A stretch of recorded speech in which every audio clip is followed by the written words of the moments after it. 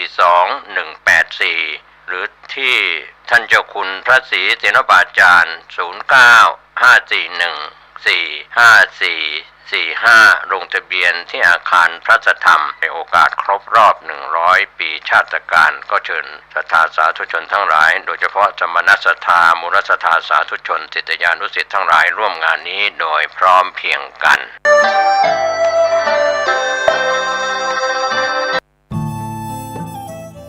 ท่านกำลังติดตามรับฟังสถานีวิทยุกระจายเสียงพระพุทธศาสนาแห่งชาติและสังคม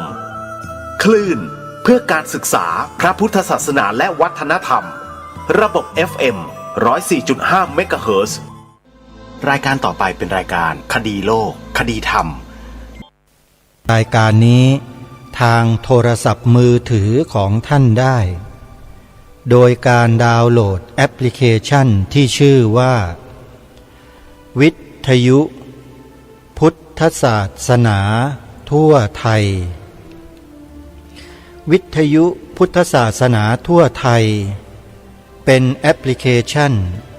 ที่ครูบาอาจารย์ของเราในสายเผยแผ่ท่านได้ทำการพัฒนาระบบ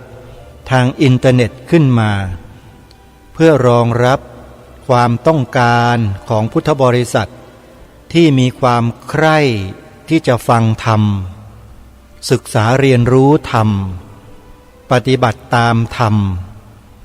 จึงได้ทำแอปพลิเคชันนี้ขึ้นมาแล้วนำสถานีวิทยุพระพุทธศาสนาแห่งชาติคลื่นต่างๆจำนวน40สถานีทั่วไทยมารวมไว้ในที่เดียวกันเพื่ออำนวยความสะดวกแก่สาธุชนทั่วไปที่มีความสนใจในการฟังธรรมได้เปิดฟังธรรมะตลอด24ชั่วโมงฟังได้ทั่วทั้งโลกโดยโทรศัพท์มือถือเครื่องเดียวสถานีวิทยุ40สถานีจะมีอยู่ในแอปพลิเคชันนี้ตลอดกาลนี่คือความทันสมัยที่พระสงฆ์ไทยนำมาใช้ให้เป็นประโยชน์คือนำมาเผยแผ่ธรรมะความรู้ต่างๆให้พวกเราได้ศึกษาเรียนรู้และปฏิบัติตามร่วมกันในวันนี้รายการได้เตรียมเนื้อหาคลิปเสียงการแสดงธรรมของพระมหาอุเทนปัญญาปริทัศน์ที่ได้อธิบายได้พูดถึงเรื่องกลุ่มบุคคลที่ตั้งข้อกล่าวหาโจทย์พระภิกษุสงฆ์ทั่วประเทศว่าเป็นมหาโจรมาเปิดให้พวกเราฟังเป็นเทปที่5พูดง่ายๆก็คือว่าเป็นตอนที่5มีทั้งหมด6ตอนและในเทปที่5นี้ท่านพระมหาอุเทนปัญญาปริทัศน์ได้แสดงไว้เมื่อวันที่17มิถุนายนพระพุทธศักราช2561หลังจากเดือนเมษายนมาท่านก็ทิ้งเรื่องนี้ไประยะยาวถึงเดือนกว่าแล้วก็มาปรารภเรื่องนี้อีกครั้งหนึ่งในเดือนมิถุนายนส่วนเนื้อหาวันนี้ท่านจะปรารภจะอธิบายจะทำให้เราได้เห็นว่าพระวินัยบัญญัติที่องค์สมเด็จพระบรมศาสดาสัมมาสัมพุทธเจ้าทรงบัญญัติขึ้นไว้นั้นมิได้หมายถึงเป็นข้อบังคับพูดง่ายๆก็คือว่าพระพุทธองค์มิได้ทรงบัญญัติพระวินัยไว้เพื่อบังคับไม่มีการบังคับในพระพุทธศาสนานะโยมแต่มีคนอาศัยบทบัญญัติของพระพุทธเจ้านี่แหละมาบังคับพระสงฆ์เองพอพระสงฆ์ไม่ได้ทำตามใจของเขาก็ด่าพระภิกษุสงฆ์ทั่วประเทศว่าเป็นไอ้พวกมหาโจรไปหมด ตรงนี้แหละที่ทำให้พระมหาอุเทนปัญญาปริทัตในฐานะที่เป็นพระภิกษุสงฆ์รูปหนึ่งที่ถูกกล่าวหาอย่างร้ายแรงเลยอดที่จะอยู่นิ่งเฉยไม่ได้จึงได้ออกมาอธิบายขยายความทำความชี้แจงแสดงธรรมให้แก่เราเหล่าพุทธบริษัทได้เกิดความรู้ความเข้าใจด้วยกันรายการเห็นประโยชน์ในข้อนี้จึงได้นำมาเปิดให้พวกเราชาวพุทธบริษัททุกฝ่ายได้สดับรับฟังเพื่อทำความเข้าใจที่ถูกต้องให้ตรงกันเพื่อไม่ให้ตกเป็นเหยื่อของพวกกลุ่มทูตเทวทัตทุจินดังกล่าววันนี้เราจะมาฟังในเทปที่5ท่านจัดแสดงเมื่อวันที่17มิถุนายนพระพุทธศักราช2561ไปติดตามรับฟังพร้อมๆกันได้ณบัดนี้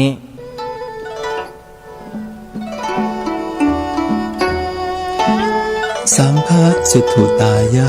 สังฆผาสุวิหารายะทุมมังกูนังปุคลานังนิคหายะ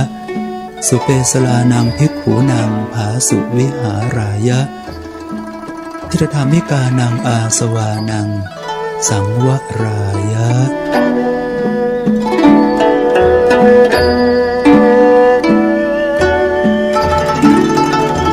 ขอเจริญธรรมอำนวยพรท่านสาธุชนชาวพุทธทั้งหลายวันนี้ตรงกับวันอาทิตย์ที่17มิถุนายนพุทธศักราช2561เป็นวันว่างสำหรับท่านสาธุชนชาวพุทธที่หยุดภารกิจการงานแล้วควรที่จะได้สดับตรับฟังธรรมเทศนาเพื่อเป็นบุญเป็นกุศลต่อไปหลังจากอาตมาภาพบอกว่าจะหยุดแสดงธรรมสักหน่อยเพื่อตระเตรียมธรรมไปบรรยายที่ยุพุทธที่กัสมาคมประเทศไทย02ปทุมธานีในข้อวิปัสสนากรรมฐานนั้นก็มีเสียงมาถึงอาตมาภาพอยากจะให้ธรรมเทศแสดงธรรมต่อไปจึงเลือกที่จะมาแสดงธรรมในวันอาทิตย์นี้คาดว่าน่าจะสะดวกดีกว่าตามพุทธวจนะพระบาลีมีมาในพระไตรปิฎกอาตมาภาพสาธกยกขึ้นแสดงเป็นนิเกบทเบื้องต้นว่าสังฆสุถุตายะสังฆผาสุวิหารายะทุมมังกูนังปุคลานังนิกหายะสุเปสรานังภิกขุนังผาสุวิหารายะทิฏฐามิกานังอาสวานังสังวรายะเป็นต้นนั้นแปลความว่าเพื่อความยอมรับว่าดีของสงฆ์เพื่อความอยู่สุขสำราญของสงฆ์เพื่อข่มบุคคลผู้เก้อยากดื้อด้านเพื่อความอยู่ผาสุขสำราญของภิกษุผู้มีศีลเป็นที่รักเพื่อสำรวมระวังกิเลสอาสวะหรือบาปกุศลความชั่วร้ายที่จะพึงเกิดขึ้นในปัจจุบันเพื่อป้องกันกิเลสอาสวะหรือบาปกุศลความชั่วร้ายที่จะพึงเกิดขึ้นในอนาคตเพื่อความเลื่อมใสของชุมชนที่ยังไม่เลื่อมใสเพื่อความเลื่อมใสยิ่งของชุมชนที่เลื่อมใสแล้วสัทธรรมทิฏฐิยาเพื่อความดำรงอยู่มั่นของพระสัทธรรมข้อนี้น่าชอบใจมากและวิทยานุกหายะเพื่ออนุเคราะห์เอื้อเฟื้อคล้อยตามพระวินัยดังจะได้อธิบายขยายความเป็นลำดับต่อไปเราได้ทราบถึงศาสนธรรมคำสั่งสอนในพุทธศาสนาว่ามีอยู่ถึง 84,000 พระธรรมขันธ์ใช่หรือไม่โดยแบ่งออกเป็นพระวินัยปิฎก 21,000 พระธรรมขันธ์พระสุตตปิฎก 21,000 พระธรรมขันธ์และพระอภิธรรมปิฎก 42,000 พระธรรมขันธ์รวมก็เป็น 84,000 พระธรรมขันธ์ในพระธรรมคำสอนของพระพุทธเจ้าที่มีอยู่ในพระไตรปิฎกทั้ง3ปิฎกนี้เราก็เรียกว่าเป็นศาสนธรรมคำสั่งสอนให้ข้อสังเกตว่าคำสั่งนั้นคือส่วนที่อยู่ในพระวินัยปิฎก คำสอนอยู่ในส่วนของพระสุรตปิฎกและพระอภิธรรมปิฎกและคำว่าคำสั่งนั้นก็ไปตรงกับคำว่าพุทธโอวาทคือคำสั่งสอนของพระพุทธเจ้าบรมศาสดาสัมมาสัมพุทธเจ้าก็มีคำถามว่าคำสั่งของพระพุทธเจ้าที่เรียกว่าเป็นพุทธโอวาทนั้นจะเป็นการสั่งบังคับหรือไม่จะไปแม้นเหมือนกันกับ commandment ของศาสนาคริสต์ที่เรียกว่า the Ten Commandments บัญญัติ10ประการ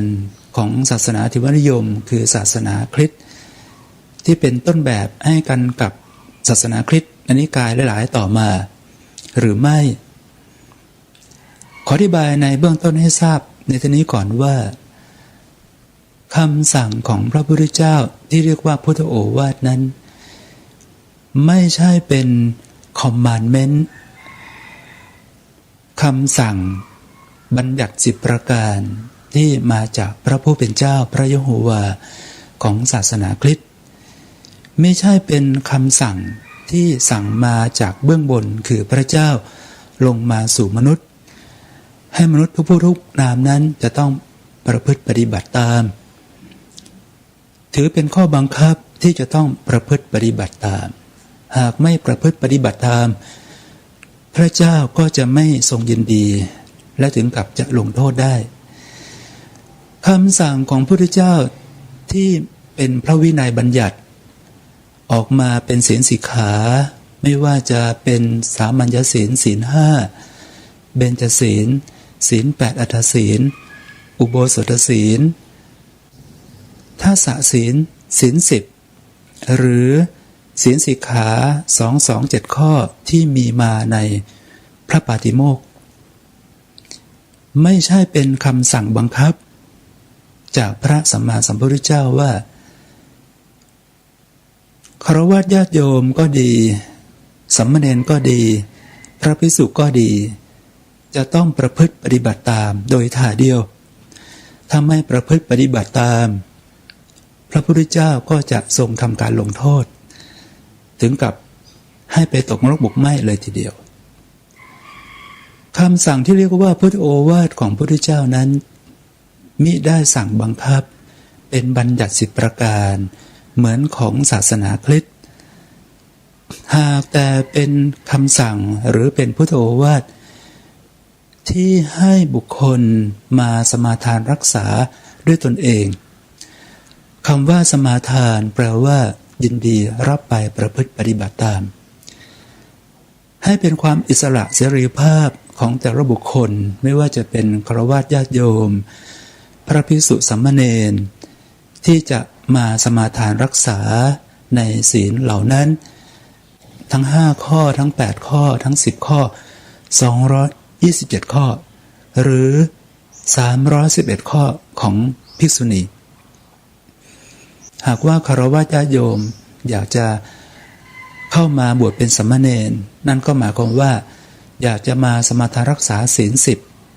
10หากพระผู้มีศรัทธาปรารถนาจะบวชเข้ามาเป็นพระภิกษุในพุทธศาสนาก็แสดงว่าอยากมาสมาทานรักษาศีล227ข้อซึ่งเป็นการสมาทานรักษาด้วยความยินดีของฆราวาสญาติโยมคนผู้มีศรัทธาทั้งหลายเหล่านั้นไม่ได้เป็นข้อบังคับมาจากพระพุทธเจ้าว่าเธอทั้งหลายที่บวชเข้ามาในพุทธศาสนาแล้วจะต้องปฏิบัติตามข้อว่าปฏิบัติศีลสิกขา10ข้อ210ข้อได้อย่างเท่าเทียมกันไม่ได้ทรงสั่งบังคับอย่างนั้นทีนี้ถามว่าไม่ได้สั่งบังคับก็แสดงว่าไม่ใช่เป็นข้อห้ามใช่ไหมอาตมาก็พูดมาตลอดว่าศีลสิกขาบททั้งหลายนั้นไม่ใช่เป็นข้อห้ามหากแต่เป็นข้อที่ให้พึงสมาทานรักษาเอาไปปฏิบัติควบคุมความประพฤติปฏิบัติของตนเองเมื่อสมาทานรักษาเอาไปปฏิบัติแล้วปฏิบัติไม่ได้พระภิกษุรูปนั้นก็จะต้องอาบัติโทษสถานนั้นสถานนี้เบาบ้านหนักบ้านตามที่เป็นพุทธบัญญัติเอาไว้แต่พระพุทธเจ้า ไม่ได้มารับผิดชอบว่าท่านผู้ต้องอาบัติอย่างนี้แล้วต้องอาบัติข้อนั้นข้อนี้อย่างนี้แล้วก็จะต้องไปตกนรกหมกไหมเรามอบความสมองให้แก่เธอทั้งหลายเขาบอกว่าไม่ใช่เป็นเช่นนั้นเลยพระภิกษุที่ไปต้องอาบัติข้อใดข้อหนึ่งท่านก็ต้องรับผิดชอบตัวเองก็หมายถึงว่าท่านจะต้องเศร้าหมองด้วยตัวของท่านเองพระพุทธเจ้าก็ไม่ได้ไปทำให้ท่านเศร้าหมองไม่บังคับว่าเธอต้องอาบัติข้อนี้แล้วเธอจะต้องเศร้าหมองนะเรื่องของความเศร้าหมองหรือความไม่เศร้าหมองความบริสุทธิ์ไม่บริสุทธิ์ก็เป็นเรื่องเฉพาะตนไม่ใช่หรือดังพุทธคาถาที่พระพุทธเจ้าตรัสเอาไว้ว่าอัตนาวะกตังปาปังอัตนาวะสังกิริสติอัตนาอกตังปาปังอัตนาวะวิสุทธติสุทธิสุทธิปัจจตังนานโยนยังวิโสทะเยขอแปลเป็นบทกวีว่ากระทำชั่วด้วยตนผลสนองย่อมเศร้าหมองด้วยตนผลปรากฏกระทำดีด้วยตนผลแทนทดย่อมหมดจดด้วยตนผลสามัญความหมดจดเศร้าหมองของเฉพาะย่อมเกิดเกาะอยู่กับจิตสุดบิดผันใครไม่อาจเปลี่ยนศัพท์รับประกันคนอื่นอันเศร้าหมองหรือผ่องเพ่นความบริสุทธิ์ความไม่บริสุทธิ์ความเศร้าหมองหรือความไม่เศร้าหมองก็เป็นเรื่องของเฉพาะตนใครคนอื่นจะมารับผิดชอบแทนไม่ได้เช่นเดียวกันพระภิกษุที่มาสมาทานรักษาศีล227ข้อถ้าท่านพร่องไปข้อใดข้อหนึ่งเช่นข้อที่มาเอาเป็นเอาตายกันแต่เพียงข้อเดียวนี้คือนิสสุขิยปาจิตตีที่พระภิกษุรับปัจจัยเงินทองมาต้องอาบัตินั้นท่านก็เศร้าหมองเฉพาะตัวของท่านไปถ้าท่านรับแล้วเราจะมาเอาเป็นเอาตายไปรับผิดชอบความเศร้าหมองแทนท่านไปทำไมคนที่มากล่าวในเรื่องนี้ชนิดเอาเป็นเอาตายก็กลายเป็นว่ามากล่าวด้วยโทสะจิตต้องการที่จะเอาเป็นเอาตายกับพระภิกษุให้ท่านรับผิดชอบศีลสิกขาข้อนี้แต่เพียงข้อเดียวโดยไม่หันไปมองถึงศีลสิกขาบทข้ออื่นว่ามีอยู่เท่าไหร่ท่านปฏิบัติได้มากน้อยขนาดไหนและไม่ถามไปถึงว่าสมถกรรมฐานวิปัสสนากรรมฐานซึ่งถือว่าเป็นธุระที่สำคัญในพระพุทธศาสนาท่านได้กระทำบำเพ็ญกันบ้างหรือไม่ก็เป็นเรื่องประหลาดของชาวพุทธบางคนหรือพระบางรูปที่มาชูประเด็นเอาเฉพาะเรื่องของพระรับปัจจัยเงินทองต้องอาบัตินิสสุขิยปาจิตตีนี้กันโดยถ่ายเดียวแต่ไม่ถามถึงศีลสิกขาบทข้ออื่นๆหรือสมถกรรมฐานวิปัสสนากรรมฐานที่ควรในการปฏิบัติเลยถามว่าความเป็นพระภิกษุในพุทธศาสนานี้จะต้องเป็นเพียงเฉพาะศีลข้อเดียวคือไม่รับปัจจัยเงินทองต้องอาบัตินิสสุขิยปาจิตตีหรือไม่ก็ตอบได้อย่างชัดเจนว่าไม่ได้มีความเป็นพระภิกษุเฉพาะในศีลข้อเดียวหากแต่มีศีลข้ออื่นอยู่อีกมากมายที่พระภิกษุจะต้องประพฤติปฏิบัติให้ได้กลายเป็นว่าการที่ญาติโยมบางคนมาเอาเป็นเอาตายกับศีลสิกขาบทข้อนี้ของพระภิกษุก็ดีหรือพระภิกษุบางรูปที่พยายามมาแจกแจงแสดงอธิบายให้พระภิกษุปฏิบัติให้ได้ก็ดีก็กลายเป็นเรื่องที่จะทำให้พระนั้นเป็นคนวิเศษอยู่เหนือคนทั้งหลายเหล่าอื่นชูประเด็นเพื่อที่จะให้คนนั้นมาศรัทธาเริ่มสายตนเป็นจุดขายของตนไปหรือเปล่าข้อนี้ก็น่าพิจารณาอยู่เช่นเดียวกันก่อนที่จะพูดถึงเรื่องนี้ในรายละเอียดนะฮะที่พึงทำความเข้าใจกันในเบื้องต้นก่อนว่าศีลสิกขาบทของพระพุทธเจ้านั้นไม่ใช่เป็นคำสั่งซึ่งเป็นบัญญัติ10ประการคอมมานด์เมนต์ของศาสนาคริสต์ฝ่ายเทวนิยมหากแต่เป็นคำสั่งที่ให้พระภิกษุไปสมาทานรักษาด้วยตนเองและด้วยความยินดีจะปฏิบัติได้หรือไม่ได้บกพร่องในข้อใดข้อหนึ่งก็ให้เป็นความรับผิดชอบของท่านไปท่านจะต้องอาบัติข้อนี้รับเงินทองแล้วจะหาวิธีออกจากอาบัติของตัวท่านอย่างไรก็ให้เป็นเรื่องความรับผิดชอบของท่านไปเราไม่ควรที่จะไปแสดงความรับผิดชอบต่อท่านมากจนเกินไปถึงขนาดที่ต้องเอาเป็นเอาตายไปเลยทีเดียวอาตมาก็อยากจะเล่าถึง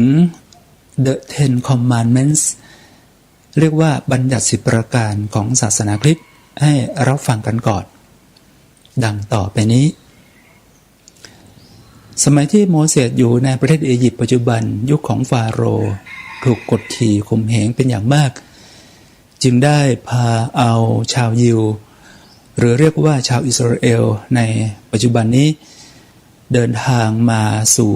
ดินแดนแห่งพันธสัญญาเรียกว่า The Promised Land ที่พระเจ้าประทานให้เป็นดินแดนแห่งผืนนมแต่เจ้าฟาโรห์ก็ได้ส่งทารุมันติดตามมาเพื่อเข็นฆ่าให้หมดสิ้นเมื่อไปถึงทะเลแดงชาวยิวจำนวนหลายหมื่นหลายแสนคนว่ากันว่าเฉพาะผู้ชายก็มีอยู่ถึง 600,000 คนทะเลแดงนั้นก็ได้ทำปาฏิหาริย์เปิดทางให้โมเสสและชาวยิวจำนวนมากนั้นเดินทางข้ามไปฐานฟาโรห์เมื่อถึงทะเลแดงนั้นลงสู่แม่น้ำกำลังจะเดินทางข้ามไปเช่นเดียวกันก็ถูกทะเลแดงฮุบรวบพัดพาหายไปตายกันหมดโมเสสและชาวยิวจำนวนมากนั้นจึงปลอดภัยเดินทางมาถึงภูเขาซีนายในระหว่างทางของการเดินทางไกลนั้นก็คงจะเกิดปัญหาของการทะเลาะวิวาทบาดหมางกันแย่งชิงตบตีกันหรือไปผิดคู่ครองของกันและกันโมเสสผู้เป็นผู้นำจะทำอย่างไรก็ขอขึ้นไปบนภูเขาซีนายเพื่อคลุ่นคิดปัญหาและพักผ่อนหย่อนใจสักหน่อยบอกให้ชาวยิวจำนวนมากนั้นรออยู่เบื้องล่างโมเสสได้ไปอยู่บนเขาซีนายตลอดเวลา40 วันแล้วก็กลับลงมาพร้อมกันกับหิน2 ก้อนมีตัวอักษรกระยุกกระยิกอยู่กับหิน2 ก้อนนั้นโดยบอกว่าเป็นเทวองค์การพระเจ้าประทานมาเป็นบัญญัติ10 ประการบัญญัติ10 ประการที่เรียกว่า The Ten Commandments นั้นมีอะไรบ้างคือ 1. เจ้าจงมีพระเจ้าคือเราแต่เพียงผู้เดียวอย่ามีพระเจ้าอื่นนอกเหนือจากเราเลยข้อหนึ่งนี้ก็แสดงให้เห็นว่ามีพระเจ้าที่เป็นพหุเทวนิยมกันอยู่มากมายแต่ว่าพระยะโฮวาก็บอกว่าให้พวกเจ้ามีเราผู้เป็นพระเจ้าของเจ้าแต่เพียงผู้เดียวอย่ามีพระเจ้าอื่นใดนอกจากเราเลย 2. อย่าสร้างรูปเคารพสำหรับตนเองข้อนี้ให้ข้อสังเกตว่าทำไมจึงห้ามสร้างรูปเคารพสำหรับตนเองถ้าหากว่าชาวคริสต์ไปสร้างรูปเคารพสำหรับตนเองก็จะถือว่ามีพระเจ้าอื่นนอกจากพระยะโฮวาหรือพาเลาะในศาสนาอิสลาม 3. อย่าเอ่ยนามของพระเจ้าโดยมิบังควร 4. จงระลึกถึงวันสปาโตคือวันบริสุทธิ์ที่พระเจ้าสร้างโลกมา6 วันวันที่7ก็ทรงหยุดพักให้เป็นวันบริสุทธิ์คือเป็นวันที่ชาวศาสนาเทวนิยมคริสต์อิสลามนั้นจะต้องหยุดพักหลังจากทำหน้าที่การงานมาอย่างเหน็ดเหนื่อยแล้วเรียกว่าพักเครื่องพักร้อนอยู่บ้างน่าจะเป็นวันเสาร์หรือไม่ก็วันอาทิตย์หลังจากที่พระเจ้าได้สร้างโลกมาสิ้นฤทธิ์เวลา6 วันแล้ววันที่7ก็ทรงหยุดพักไม่สร้างโลกต่อ 5. จงให้ความเคารพให้เกียรติแก่บิดามารดาของเจ้า 6. อย่าฆ่าคนให้ข้อสังเกตนะอย่าฆ่าคนแต่ว่าฆ่าสัตว์ได้ฆ่าสัตว์ก็ไม่เป็นปาณาติบาตเพราะมีคำบอกมาว่าพระเจ้านั้นประทาน Dominant over Nature ให้มีอำนาจการครอบครองผืนดินมนุษย์นี้ให้แก่พวกเจ้าก็หมายถึงว่าสัตว์ที่อยู่ในน้ำที่อยู่บนบกพวกเจ้าก็สามารถนำมาจับฆ่าแกงกินได้โดยไม่เป็นบาปถ้าให้ธรรมะตั้งข้อสังเกตว่านี่คือการออกกฎของมนุษย์ได้เองที่จะทำให้ตนฆ่าสัตว์อื่นได้โดยไม่มีความรู้สึกว่าเป็นบาปหรือไม่เป็นปาณาติบาตแต่ว่าถ้าฆ่าคนเนี่ยจะเป็นบาปแล้วก็เป็นปาณาติบาต 7. อย่าล่วงประเวณีอย่าผิดลูกภรรยาสามีของคนอื่นอันนี้ก็เท่ากับเป็นศีลข้อที่3ในพุทธศาสนาเรียกว่ากาเมสุมิจฉาจาร 8. จงอย่าลักขโมยของคนอื่นก็เท่ากับเป็นอธินาทานศีลข้อที่2ในเบญจศีล 9. อย่าเป็นพยานเท็จใส่ร้ายเพื่อนบ้านนี่ก็เท่ากับศีลข้อที่4ในเบญจศีลมุสาวาทาเวรมณีและ 10. จงอย่าโลภอยากได้ของชาวบ้านเขาในบัญญัติ10 ประการนี้ที่เรียกว่า The Ten Commandments ถือว่าเป็นคำสั่งมาจากเบื้องบนของพระผู้เป็นเจ้า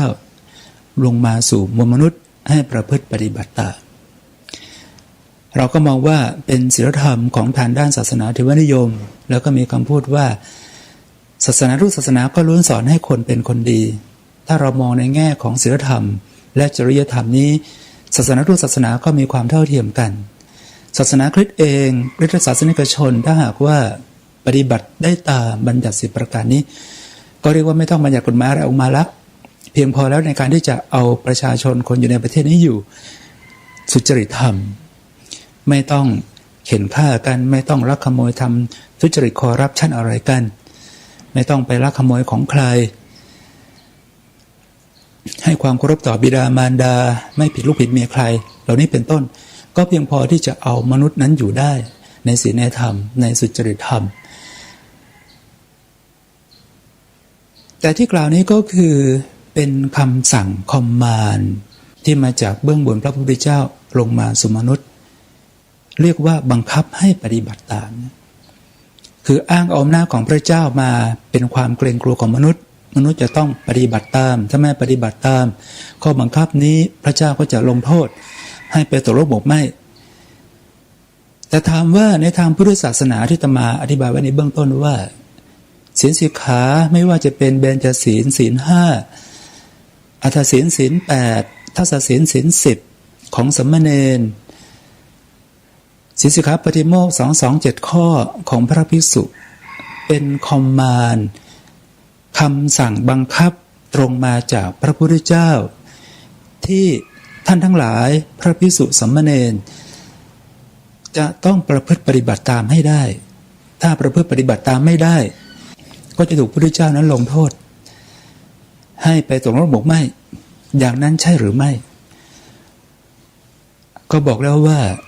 ศีลสิกขาในพุทธศาสนานั้นที่มีความละเอียดยิ่งกว่าทางด้านบัญญัติ10ประการของศาสนาเทวนิยมคริสต์เป็นต้นนั้นไม่ได้เป็นคอมมานด์ไม่ได้เป็นคำสั่งคำบัญชาบังคับที่จะให้ทุกคนที่เป็นชาวพุทธจะต้องประพฤติปฏิบัติตามให้ได้ถ้าไม่เพื่อปฏิบัติตามก็ถือว่าคุณไม่ใช่ชาวพุทธเนี่ยหากแต่ให้เป็นการสมาทานเอามาประพฤติรักษาด้วยตนเอง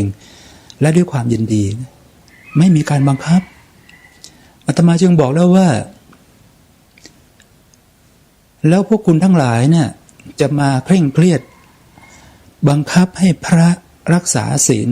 ข้อที่รับปัจจัยเงินทองต้องบำบัดนิสกิตีนี้ไปทำไมไม่ปล่อยให้เป็นการสมาทานรักษาของท่านไปเองท่านจะรักษาได้ก็เป็นส่วนดีของท่านไม่เกิดความเศร้าหมอง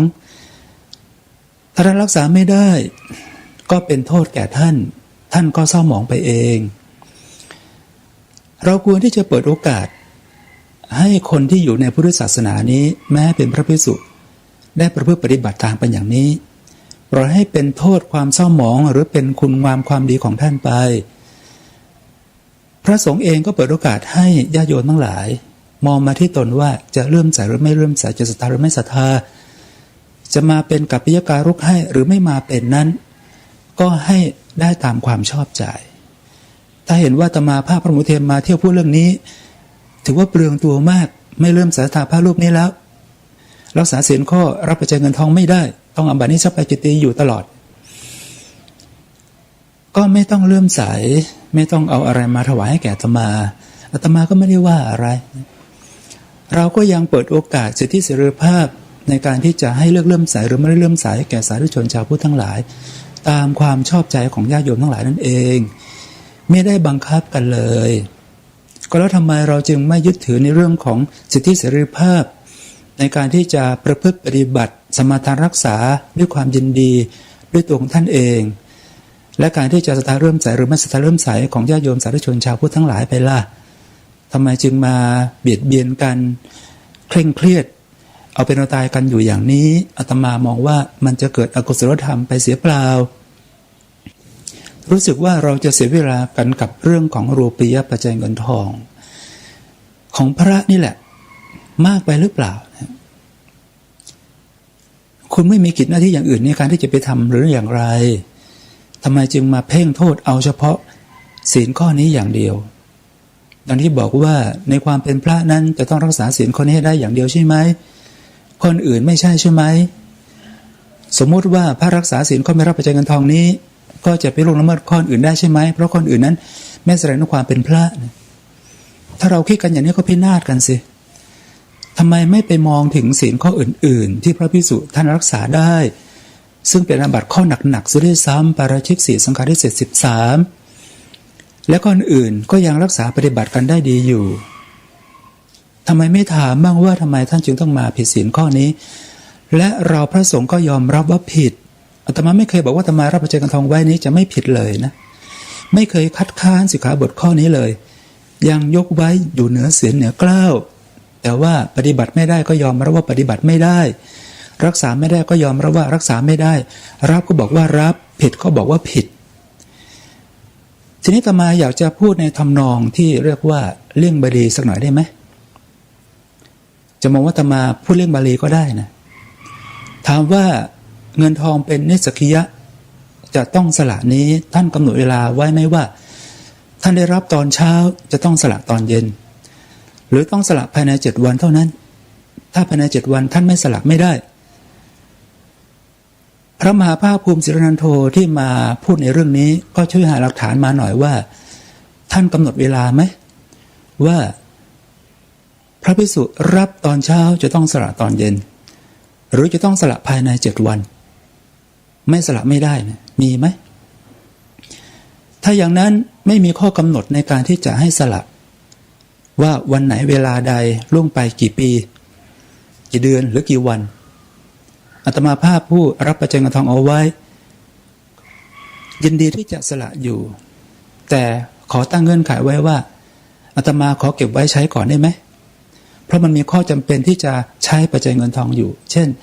นำไปซื้อกล้องวิดีโอที่จะมาถ่ายทำนี่แหละเป็นต้นหรือแม้แต่ค่าน้ำค่าไฟอาตมาก็ต้องจ่ายเองเนี่ยอาตมาขอเก็บเอาไว้เพื่อใช้สอยก่อนได้ไหมถ้าบอกว่าอาตมาใช้เงินทองต้องอาบัติก็ยอมรับว่าต้องอาบัติผิดศีลก็ผิดศีลเดี๋ยวก็จะไปปรงอาบัติข้อที่ไปใช้ปัจจัยเงินทองนั่นเองทีนี้อาตมาก็ปริญาณเอาไว้อย่างชัดเจนมีคุณศิลปะชัยเชิดชูวิทยาศิลป์เป็นพยานเลยว่าปัจจัยที่มีอยู่ในบัญชีธนาคารณเวลานี้นะถ้าถึงคราวที่อาตมา1สิกขาลาภไปก็ดี2มรณภาพไปก็ดี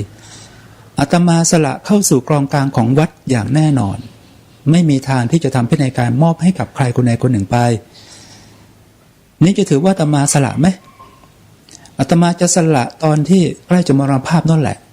เพราะช่วงเวลาหนึ่งอาจจะต้องเอาไว้สำหรับรักษาพยาบาลตนเองขณะที่เจ็บไข้ได้ป่วยหนักเพื่อยื้อชีวิตเอาไว้ทำงานให้แก่พระศาสนา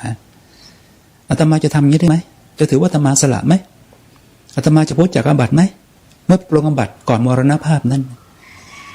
ทำไมพวกคุณไม่รู้จักมองอะไรมันยาวๆออกไปใช่ว่าพระจะไม่รู้สึกว่าท่านผิดท่านรู้สึกว่าท่านผิดบางรูปยินดีท่านก็บอกท่านยินดีแต่ท่านขอเก็บไว้ใช้ก่อนได้ไหมสละนะสละแน่แต่ช่วงไหนเวลาใดก็ดูกันอีกทีหนึ่งแล้วถ้าสละอย่างอาตมาเนี่ยสละเอาไปซื้อกล้องวิดีโอถ่ายภาพเคลื่อนไหวกล้องภาพนิ่งเนี่ยมันก็สละเป็นไปเพื่อประโยชน์ส่วนรวมไม่ใช่หรือเพราะกล้องวิดีโอกล้องถ่ายภาพนิ่งก็มาทำประโยชน์ในการเผยแผ่ธรรมะสู่ประชาชน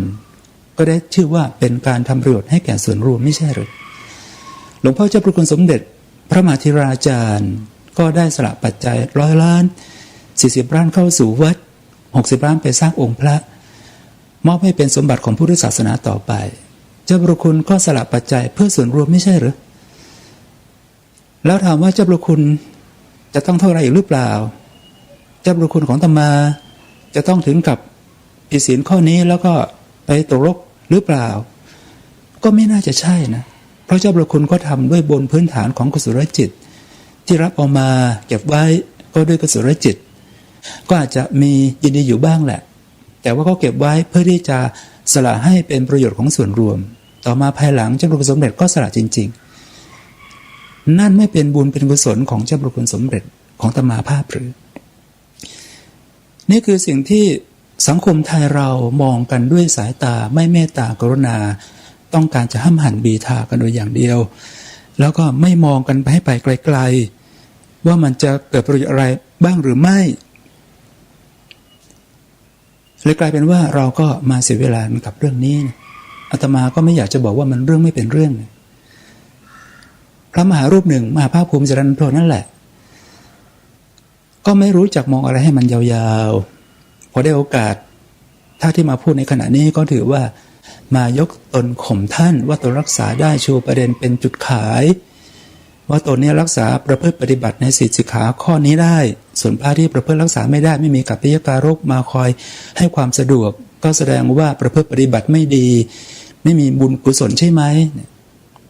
อย่างนี้จะไปกล่าวโทษพระท่านได้อย่างไรก็ลองมาอยู่ที่วัชนะสงครามนี้ดูสิมหาภาคภูมิจะเป็นอย่างไรจะมีกัปปิยการกคอยอำนวยความสะดวกให้ไหมมหาภาคภูมิจะไม่ลงกิจนิมนต์รับปัจจัยเงินทองเลยใช่ไหมคือมองไปที่คนอื่นบ้างนะอย่ามองมาเฉพาะแค่ตนเองอาตมาจึงบอกว่าเราควรที่จะมองกันอย่างเข้าใจด้วยสายตาเมตตากรุณากันสักหน่อยมองดูบริบททางสังคมข้อจำเป็นในการใช้สอยของพระบ้างถามว่าพระทุกรูปน่ะปรารถนาไหมกัปปิยการกปรารถนาที่จะมีบุญกุศลบารมีไหมก็ปรารถนากันทั้งนั้นแต่ว่าทำไมท่านไม่มีกัปปิยการกทำไมท่านไม่มีบุญกุศลที่จะมีคนมาเป็นกัปปิยการกให้แก่ท่านก็พิจารณาดูสักหน่อยเห็นใจท่านด้วยเพราะบางรูปบางท่านก็ถือว่าท่านก็มีอินทรีย์อ่อนแต่ก็อยากจะบวชเข้ามาในพุทธศาสนาในฝืนอบรมตนสั่งสมบุญกุศลต่อไปเราก็ควรที่จะให้โอกาสแก่ท่านบ้างไม่ใช่เอาเฉพาะคนที่มีอินทรีย์แก่กล้ามีบุญบารมีที่เข้ามาบวชแล้วก็มีโยมประถากคอยประถากประถมอำนวยความสนุกอยู่มันก็ไม่ใช่โดยถ่ายเดียวดังนั้นอาตมาภาพจึงบอกว่าศีลสิกขาของพระพุทธเจ้านั้นไม่ใช่คอมมานด์เมนต์บัญญัติ10ประการซึ่งเป็นคำสั่งบัญชามาจากเบื้องบนพระผู้เป็นเจ้าลงมาสู่มนุษย์บังคับให้ประพฤติปฏิบัติตามหากแต่เป็นศีลสิกขาที่ให้ขึ้นอยู่กับพระภิกษุทั้งหลายจะสมาทานรักษาปฏิบัติกันไปจะรักษาได้ไม่รักษาได้ผิดศีลข้อไหนอย่างไรก็ให้เป็นความรับผิดชอบของท่านไปเสียเราอย่าไปก้าวล่วงอะไรท่านให้มากนักเลยเราควรที่จะให้เป็นเรื่องของความบริสุทธิ์ความไม่บริสุทธิ์ความเศร้าหมองหรือไม่เศร้าหมองเฉพาะตัวของพระภิกษุแต่รูปไปจะดีไหมถ้ารักษาได้ก็เป็นความบริสุทธิ์ของท่านถ้ารักษาไม่ได้ก็เป็นความเศร้าหมองของท่านท่านจะขึ้นสวรรค์ก็เป็นเรื่องของท่านท่านจะตกนรกก็เป็นเรื่องของท่านเราต่างหากไม่ควรไปเฝ้ามองพระให้มากนักควรที่จะหันมากลับทำหน้าที่ของตนอย่ามาเสียเวลากับศีลข้อนี้ให้มากนักเลยให้เป็นความรับผิดชอบของแต่ละคนแต่ละท่านแต่ละพระภิกษุไปเถิดจะดีกว่าดังที่ได้แสดงธรรมในวันอาทิตย์ที่17มิถุนายนพุทธศักราช2561นี้ก็พอสมควรแก่เวลาขอสมมุติยุติลงคงไว้แต่เพียงเท่านี้ขอความเจริญงอกงามในพระสัทธรรม3พระปริยัติสัทธรรมพระปฏิบัติสัทธรรมพระปฏิเวทสัทธรรมจงมาเกิดมีแด่ท่านสาธุชนชาวพุทธทุกท่านทุกคนขอให้ท่านสาธุชนชาวพุทธได้ประสบพบเจอสิ่งที่เป็นกุศลคุณงามความดีให้ทำบำเพ็ญไปไม่เบียดเบียนซึ่งกันและกันติดตามไปในภพหน้าชาติหน้าให้ได้ประพฤติปฏิบัติธรรมตามสมควรแก่ธรรมทำความสิ้นทุกข์ให้กับตัวเองจนกระทั่งบรรลุมรรคผลนิพพานด้วยกันทุกท่านทุกคนเถิดขอเจริญพร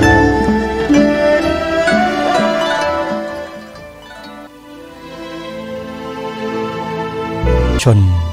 ผู้ฟังทุกท่านที่จบไปนั้นเป็น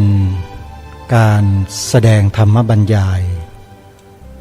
ที่ท่านพระอาจารย์มหาอุเทนปัญญาปริทัศน์ได้กล่าวชี้แจงแสดงเรื่องข้อพระวินัยของพระสงฆ์ที่มีคนหยิบยกขึ้นมากล่าวโจทย์พระภิกษุทั้งราชอาณาจักรว่าเป็นมหาโจรกันหมดขึ้นมาเปิดให้กับพวกเราได้สดับรับฟังกันวันนี้เป็นเทปที่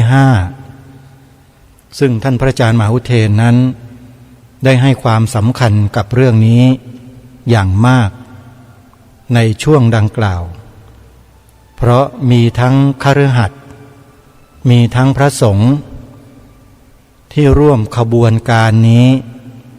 กล่าวโจทย์พระสงฆ์ด้วยกันอยู่จำนวนหนึ่งซึ่งพระมหาอุเทนก็ได้บอกให้พวกเราได้ทราบได้รู้ไปแล้วว่าเป็นใครอย่างไรบ้างก็หวังว่าญาติโยมพุทธบริษัทพระเถรานุเถระสามเณรแม่ชีอุบาสกอุบาสิกาชาวพุทธของเราจะมีความเข้าใจที่ถูกต้องตรงกันในข้อนี้แล้วก็จะไม่ถลำตนเองให้ถลายไปเป็นเครื่องมือของคนเหล่านั้นอย่างที่ท่านพระอาจารย์มหาอุเทนได้อธิบายชี้แจงมาวันนี้เป็นเทปที่5เพื่อพวกเรานั้นจะได้ไม่เกิดความแตกแยกทางความคิดความเห็นทางการกระทำเหมือนดังในอดีตที่พระเทวทัตได้กระทำต่อคณะสงฆ์กระทำต่อพระสัมมาสัมพุทธเจ้าคนที่กระทำเยี่ยงพระเทวทัตในปัจจุบันนี้ยังมีชีวิตอยู่แล้วก็ยังคงใช้วาจาจาบจ้วงพระสงฆ์อยู่เนืองนิดไม่หยุดไม่หย่อนหวังว่าเทปที่นำมาเปิดเป็นคำบรรยายอธิบายชี้แจงของพระมหาอุเทนปัญญาปริทัศน์ปริยนธรรม9ประโยคพระวิปัสสนาจารย์รูปนี้จะทำให้พวกเราชาวพุทธหลายฝ่ายมีความเข้าใจที่ถูกต้องตรงกันแล้วก็หวังเป็นอย่างยิ่งว่าจะเลิกมองพระสงฆ์เป็นโจรเสียทีถ้าใครยังมองพระสงฆ์ในปัจจุบันนี้เป็นโจรอยู่ก็แปลว่าคนที่มองนั่นแหละผิดปกติไม่ปกติแล้วคำว่าผิดปกติในที่นี้ทางรายการได้ให้ฉายาเอาไว้ว่าติดเชื้อในกระแสจิตเพราะ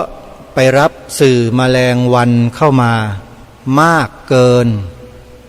จนติดเชื้อสื่อเหล่านั้นเข้ามาในจิตใจของตนเองแล้วอาการติดเชื้อหรือโรคที่มันเกิดขึ้นก็คือโรครังเกียจ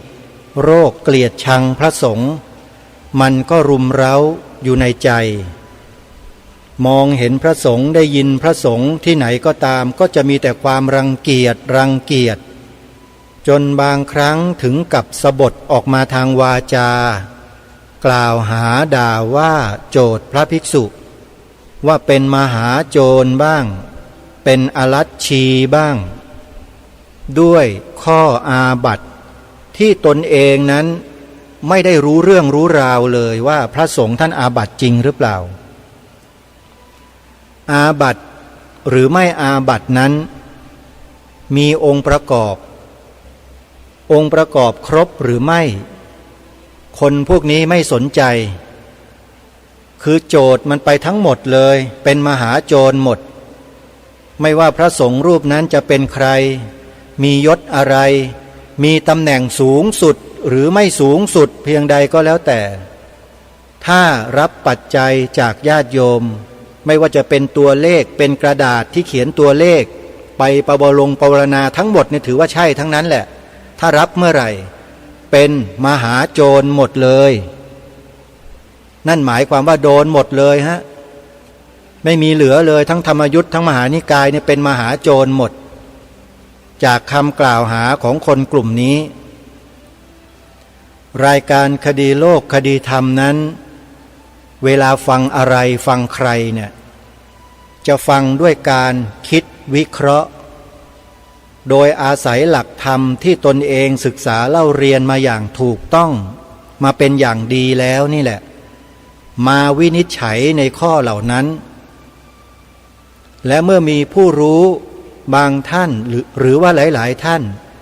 กล่าวและแสดงในลักษณะเดียวกันกับที่ทางรายการคิดวิเคราะห์เนี่ยก็จะนำมาเปิดออกอากาศในรายการให้กับพวกเราได้ฟังกันไปด้วยอย่างเช่นพระมหาอุเทนปัญญาปริทัศน์รูปนี้ละรูปหนึ่งและรูปที่สองที่จะเปิดต่อจากพระมหาอุเทนในเรื่องที่เหมือนกันเรื่องเดียวกันกับคนกลุ่มเดียวกันที่กล่าวร้ายพระภิกษุว่าเป็นอรัชชีก็เหมือนกันที่จะนำมาเปิดต่อจากพระมหาอุเทนก็คือพระอาจารย์วิทยากิจจวิชโชวัดป่าดอยแสงธรรมญาณสัมปันโนจังหวัดเชียงใหม่อันนี้เด็ดบอกได้เลยว่าลูกศิษย์หลวงตามหาบัวนี่เด็ดพูดถึงคนกลุ่มนี้เอาไว้เด็ดมากเพราะฉะนั้นเราจะมีทั้งพระสายคามวาสีพระสายอรัญญวาสีที่พูดตรงกันทุกประเด็นเหมือนกันเลยพูดเหมือนกันอย่างไรเหมือนกันก็ตรงที่ว่าคนที่กล่าวโจทย์พระภิกษุสงฆ์ว่าเป็นมหาโจรเป็นอรัชชีเหล่านี้นั่นแหละคือพวกกลุ่มเทวทัตพวกกลุ่มเทวทัตทั้งนั้นเลยเพราะฉะนั้นเดี๋ยวไว้วันต่อๆไปจะนำมาเปิดให้พวกเราได้สดับรับฟังกันของพระอาจารย์มหาอุเทนปัญญาปริทัศน์ยังเหลืออีก1 เทปเดี๋ยวมาฟังกันในวันต่อไปวันนี้เวลาของรายการหมดลงแล้วต้องขอสมมุติยุติไว้แต่เพียงเท่านี้พบกับรายการได้ใหม่ในวันต่อไปขอความสุขความสวัสดีในธรรมแห่งองค์สมเด็จพระบรมศาสดาสัมมาสัมพุทธเจ้าจงปรากฏเกิดมีขึ้นในจิตใจของท่านผู้ฟังทุกท่านทุกคนเทอญขอเจริญพร